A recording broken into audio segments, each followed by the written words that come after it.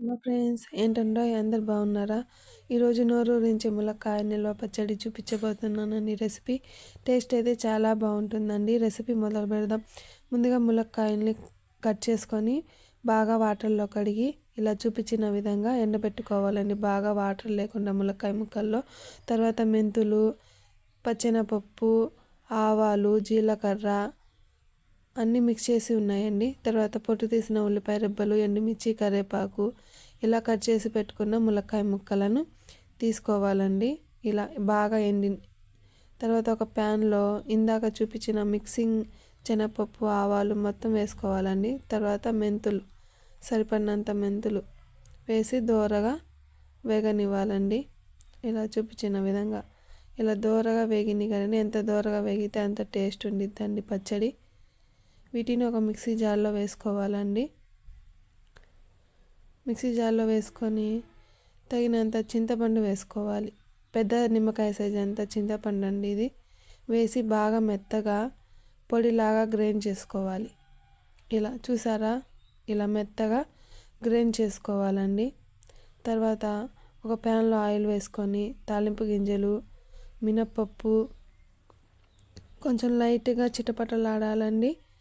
ఇలా చూపించిన విధంగా ఇలా కొంచెం దోరగా చిటపటలాడాక అందులో పొట్టి తీసిన వెల్లుల్లి రెబ్బలు, కరివేపాకు, నాలుగు ఎండుమిర్చి వేసుకున్నానండి నేనైతే. మీరైతే ఇంకో 2 వేసుకోవచ్చు. ఇలా దోరగా బాగా ఫ్రై అవ్వాలండి. ఇలా ఫ్రై అవుతుంటే స్మెల్ అయితే చాలా బాగా వస్తుందండి. వెల్లుల్లి అవి మొత్తం వేగినాయి కదండి. అందులో ఇందాక మిక్సీ పట్టుకున్న చింతపండు, మెంతులు అవన్నీ ఫ్రై చేసి పెట్టుకున్నాం కదండి. అవి చూసారా ఎంత బాగా ఆయిల్లో వేగినాయో. చింతపండు పొడి మొత్తం ఇలా ఇలా వేగిన తర్వాత ఇలా ప్రాసెస్ అయిపోయిన తర్వాత కారం, తగినంత సాల్ట్. అది కొత్త కారం అండి, మొన్నే పట్టించిన కారం, అందుకని ఉండలు కట్టిపోయినాయి. ఇలా ఉండలు లేకుండా మెత్తగా చూపించిన విధంగా మెతుక్కోవాలండి. తర్వాత ఇందాక కట్ చేసి పెట్టుకున్న ములక్కాయ ముక్కలు ఉన్నాయి కదండి, అవి వేసుకోవాలి. మీరైతే ఆయిల్లో కూడా ఫ్రై చేసుకొని వేసుకోవచ్చు. నేనైతే ఆయిల్లో ఫ్రై చేయలేదండి. ఇలా పచ్చిగా వేస్తేనే టేస్ట్ బాగుండిద్ది.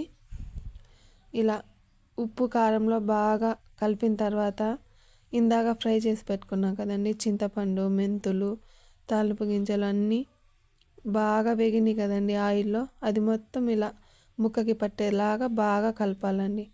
తర్వాత ఒక ప్లాస్టిక్ డబ్బా మొత్తం కడిగి వాటర్ లేకుండా ఎండలో బాగా ఎండబెట్టాలండి. ఇలా చూసారా, ములక్కాయ పచ్చడి టేస్ట్ అయితే చాలా బాగుంటుంది. మీరు ట్రై